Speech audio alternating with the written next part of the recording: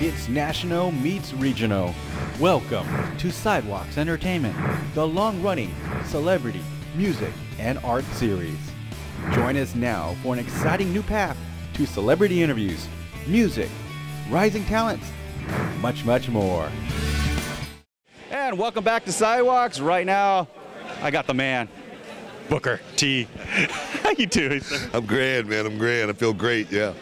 You know, we're here today celebrating Wrestlemania as a preview. I mean, still amazed about it? Oh, man, this many years later, what I'm amazed about is just keep getting bigger and bigger, you know. It was back in Miami a few years ago, and the stage was like, off the hook. And then we're in, New York, just last year, it even got bigger. The Statue of Liberty seemed like it was the real Statue of Liberty.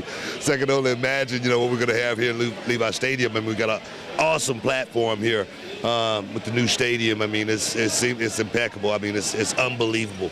Look like you can eat off the ground right now, how clean it is out there. And with 100,000 fans in here for WrestleMania, it's going to be rocking. I can only imagine, the adrenaline the wrestlers are going to feel when they walk out on that stage at WrestleMania. I've been there. I've seen it. I've done it.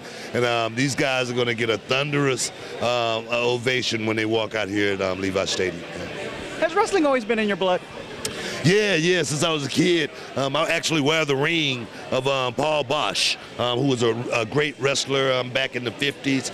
He turned to being a great promoter in Houston. He did a lot of great things around the city, and I remember going fishing and having that little black and white TV just so I could, keep up with, what was going on Houston wrestling. So I've always been a fan, I would watch guys on television wrestle, when I was an adult, before I ever wrestled. And I'd go, man, I think I could do that better than that guy, you know what I mean?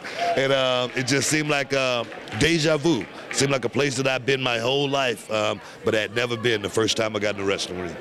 Who were the favorite wrestlers when you were growing up watching this? Definitely Rocky Johnson, was one of my favorite because he kind of reminded me of Muhammad Ali. I think that's where he got his, his profile from. Junkyard Dog was a huge fan of JYD, as well as, Ted DiBiase, Ox Baker. Ric Flair used to come through town, maybe once or twice a year, so I've always been a huge fan. Nick Bockwinkel actually was, one of the greatest, one of my greatest of all time. He's definitely in my top 5 of all time. Yeah. How do you get through this? I mean, when you were wrestling, I mean, every week you have, maybe like Friday shows or Saturday, Sunday. How do you get through it? It really is just a mental grind. Your mind is so much stronger than your body. Your mind can carry your body so much further than you can actually really go.